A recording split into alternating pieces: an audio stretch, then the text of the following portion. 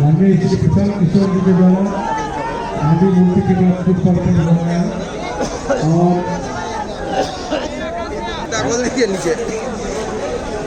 और एक स्पर्श किया है आलोक त्रिपाठी का गिर दिया है और मंच पे जूता पहन के नहीं आए। सिर्फ विद्यार्थियों के लिए ही मंच है। जूता पहन के खाली मंच पे नहीं आइएगा। बैठ जाओ थोड़ा पीछे पीछे करके पीछे बेटा बैठ जाओ निकल जाए। गंगा में डुबकी लगाने के बाद हर गंगे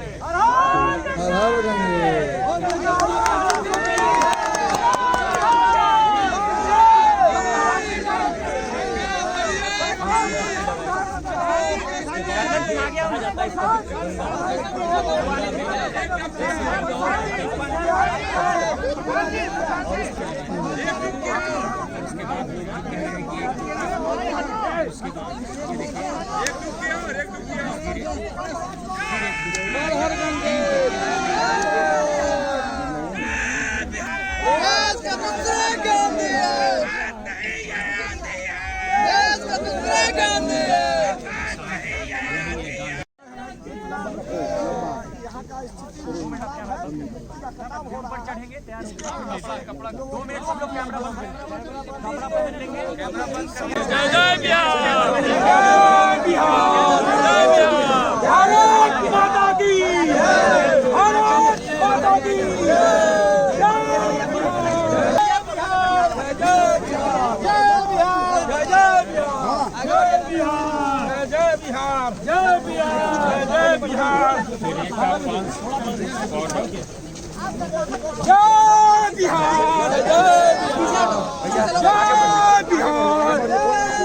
संत किशोर आगे बढ़ो, हम तुम्हारे साथ हैं। संत किशोर आगे बढ़ो।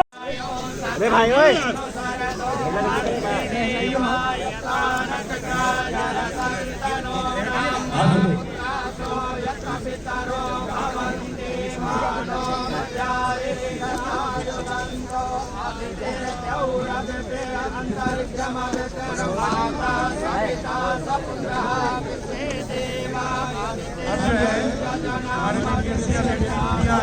करेंगे कि हमारे प्रशांत बाबू को दिन दोगुना रात चौगुना वृद्धि हो, यश कीर्ति की प्राप्ति हो, यह स्वस्थ रहे ताकि हम बिहार वासियों के लिए सदैव आगे की ओर रहें। प्रेम से बोलिए गंगा मैया की। जल गिरा करके प्रणाम कर लीजिए। हाँ बाहर जल गिरा करके मस्तक में प्रणाम कर लीजिए। प्रसाद लिया कर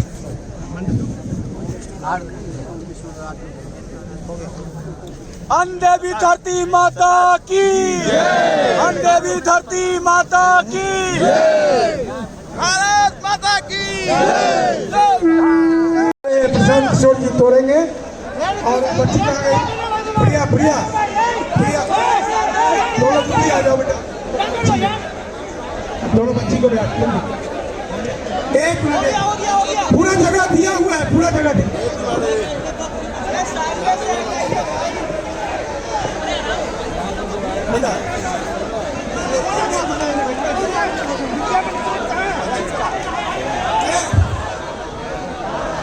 भारत माता की, भारत माता की। प्रिया प्रिया प्रिया तुम भी दो। भारत माता की, भारत माता की, भारत माता की। बस बस हो गया हो गया ठीक है। चलो चलिए अब आप सब लोग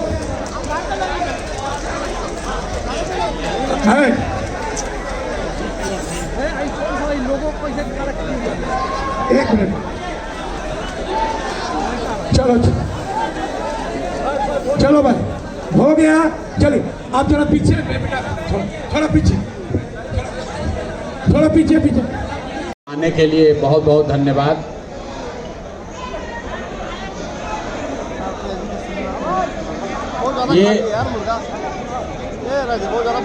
ये कोई रैली या धरना प्रदर्शन नहीं है, जैसा कि आपको मालूम है, पिछले 14 दिनों से छात्रों के संघर्ष के समर्थन में जन स्वराज परिवार की ओर से और बिहार के युवा होने के नाते मैंने अपनी तरफ से एक प्रयास, एक कोशिश करी है ताकि छात्रों के साथ न्याय हो सके। इस लड़ाई की शुरुआत प्रशांत किशोर ने नहीं की है। इस संघर्ष की शुरुआत बिहार के उन छात्रों ने की जिनका ऐसा मानना है कि बीपीएससी के एग्ज़ाम में भारी अनियमितता हुई और जब ये छात्र गर्दनीबाग में अपनी मांगों को लेकर लोकतांत्रिक तरीके से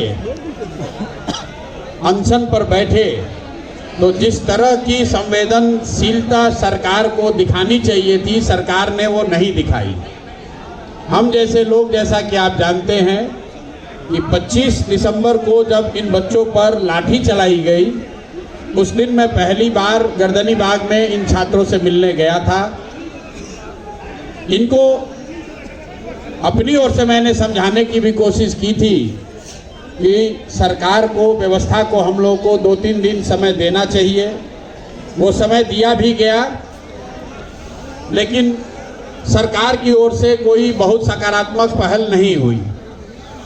29 तारीख को गांधी मैदान में छात्रों ने, युवाओं ने मिलकर इस पूरे अभियान आंदोलन में 29 तारीख को मेरे भरोसे पर जब छात्र यहाँ जुटे, जब मैंने उनको आश्वस्त किया था कि चाहे कुछ भी हो जाए, जब तक प्रशांत किशोर खड़े हैं, हमारे रहते हुए पुलिस बर्बरता नहीं करेगी, आप पर लाठी नहीं चलाएगी।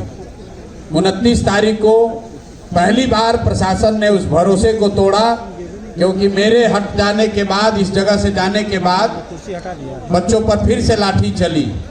उसके बाद से जैसा आपको मालूम है 2 तारीख से हमने आमरण अनशन शुरू किया है और उस दौरान सरकार की ओर से कुछ पहल भी हुई।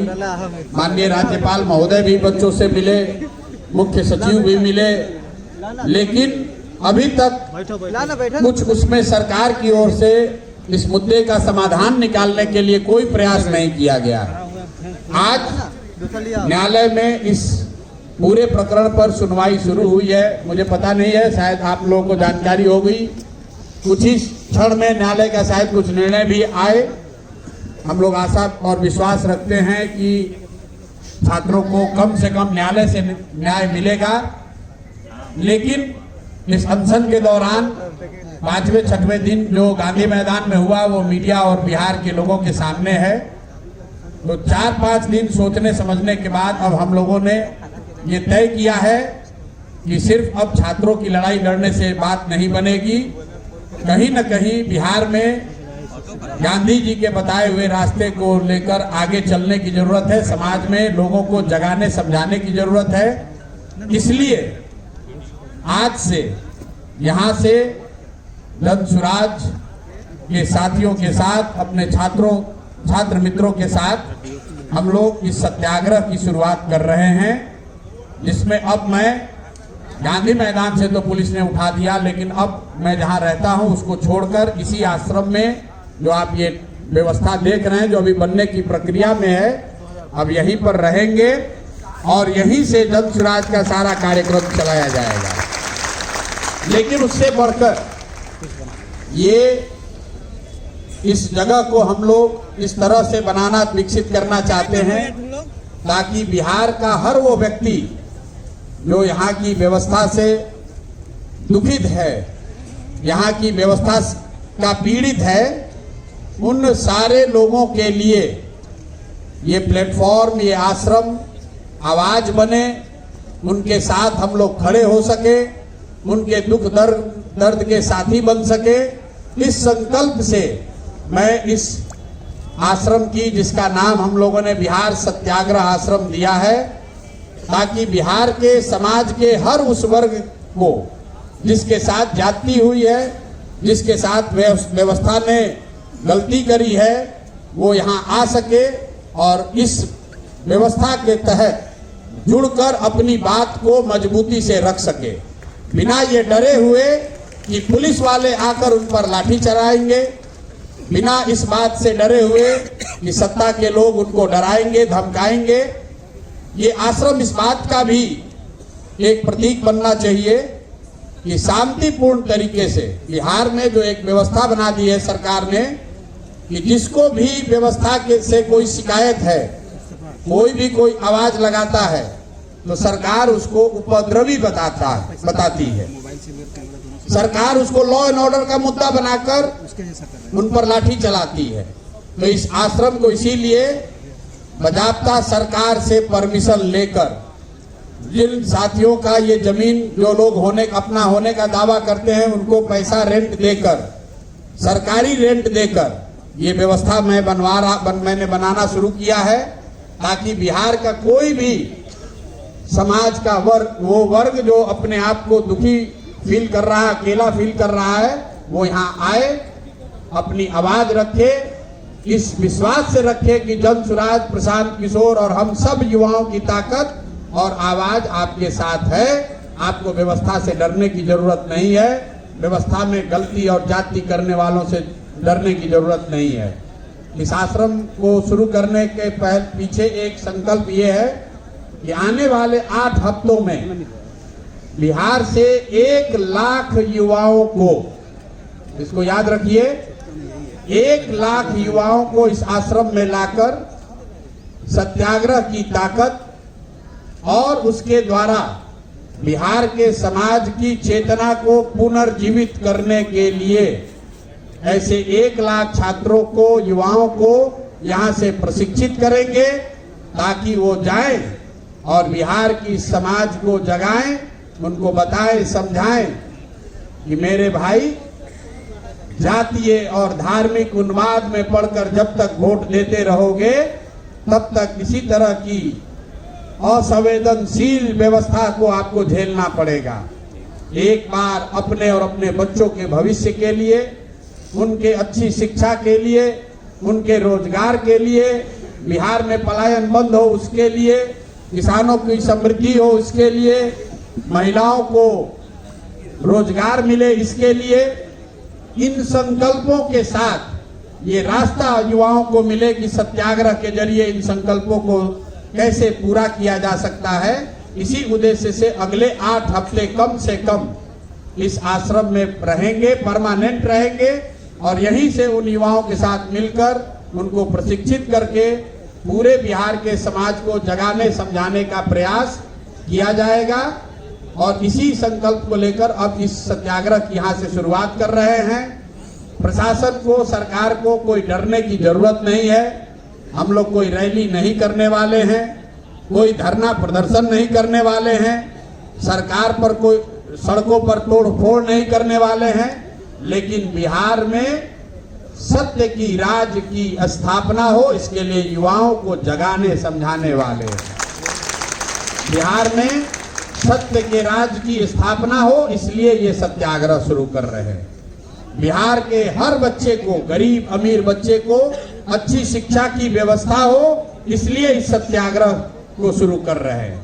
बिहार के लोकतंत्र को लाठी तंत्र बना देने वाले व्यवस्था के खिलाफ डरे हुए लोग हिम्मत करके खड़ा हो सके इसलिए इस सत्याग्रह की शुरुआत कर रहे हैं। बिहार का हर किसान हरियाणा पंजाब के किसान की तरह धनी और समृद्ध बन सके इसलिए इस सत्याग्रह की शुरुआत कर रहे हैं। बिहार में धरना प्रदर्शन करने वाले लोग, अपनी आवाज उठाने वाले लोग सरकार द्वारा नियंत्रित गर्दनी बाग के किसी एक कोने में बैठकर अपनी आवाज न उठाए, गंगा के किनारे वो बड़ी इस व्यवस्था से खड़े होकर आवाज उठाएं इसलिए इस व्यवस्था को बना रहे हैं। इसी आश्रम में उन छात्रों के लिए भी व्यवस्था बनाई जाएगी जो गंगा के किनारे पढ़ने के लिए मजबूर हैं, जिनके लिए कहीं पढ़ने की सुविधा नहीं है। वो छात्र यहाँ आ सकते हैं, अपना प्रशिक्षण का काम पूरा कर सकते हैं, इस व्यवस्था को इस्तेमाल कर सकते हैं। आने वाले समय में यहाँ कम से कम 5000 लोगों के रहने, उनके प्रशिक्षण की व्यवस्था आपको देखने को मिलेगी। इसी संकल्प के साथ हम लोग शुरुआत कर रहे हैं। अभी कोर्ट का निर्णय आएगा तो शायद आपके और उससे जुड़े हुए कुछ सवाल भी होंगे। आप में से कुछ लोग ये भी शायद पूछना चाह रहे होंगे कि आज आप अनशन क्यों खत्म कर रहे हैं। मैंने अपने से आज का दिन तय नहीं किया था, लेकिन ऊपर वाले की आप बनाई हुई जो व्यवस्था है वो देखिए। आज ही न्यायालय में इस केस की सुनवाई शुरू हुई है और संजोग ऐसा बना है कि आज मैं अनशन को भी खत्म कर रहा हूं और यहां से बिहार में सत्य के राज की स्थापना के लिए सत्याग्रह की शुरुआत कर रहे हैं और आप सबका आशीर्वाद, आपके गुड विशेष की जरूरत है। बहुत बहुत धन्यवाद।